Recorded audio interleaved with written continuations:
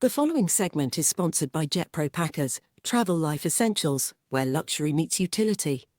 TSA Ready, brand name toiletries curated for the modern traveller. Available now on Amazon and jetpropackers.com. Please like, share and subscribe to this channel.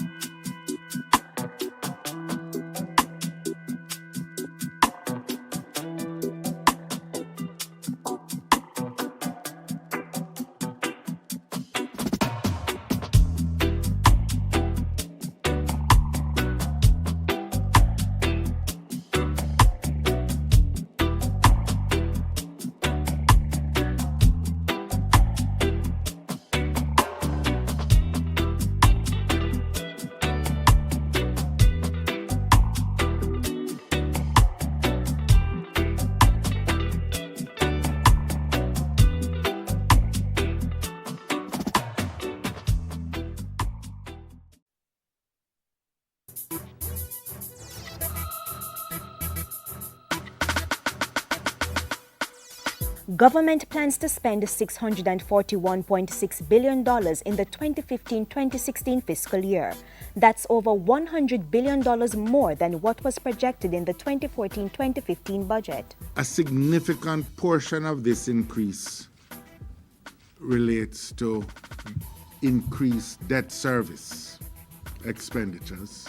We, in fact, have $62 billion in NDX bonds maturing in the coming fiscal year, and we also have some approximately $400 million maturing in the course of that year.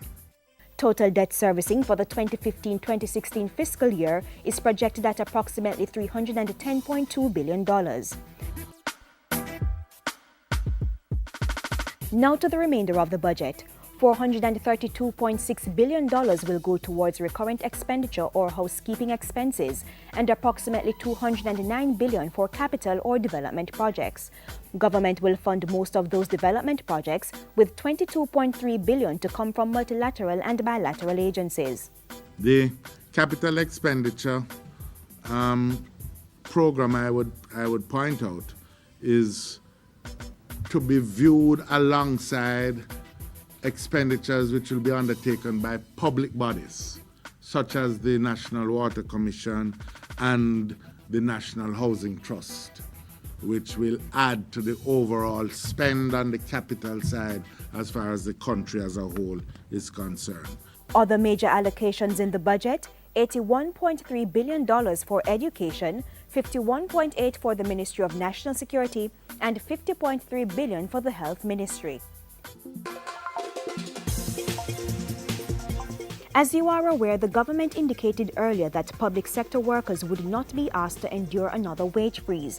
In the 2015-2016 budget, $165.2 billion was set aside for public sector wages and salaries. That's up from $158.78 billion in this fiscal year. We have made provisions for an increase in the salary payments 15-16 of about 3.4%, not including what we have provided in contingency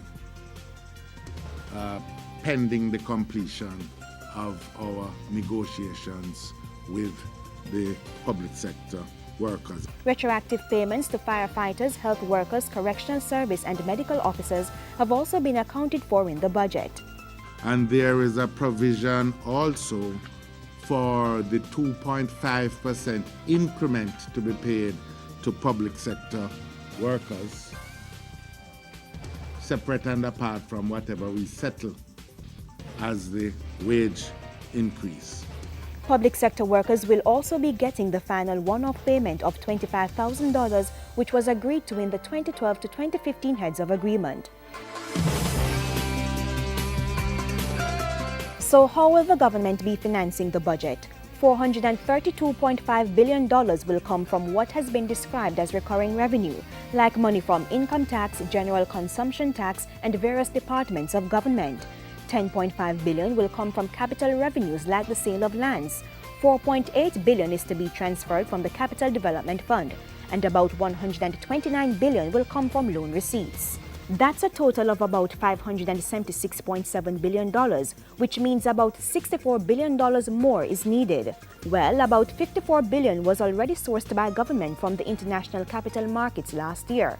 And the remainder? There is a need for approximately 8.5 or thereabouts $billion in additional revenue measures. But that does not constitute the extent of the increase, because the bulk of our effort this year was on the compliance side of the equation. And so government will be doing everything possible to broaden the tax base, lower the rates, and improve compliance.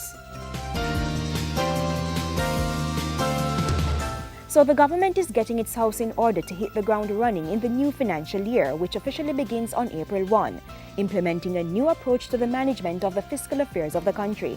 Which has as its ultimate aim the reduction of the debt and the locking in of the gains of growth and equity, which should result from that.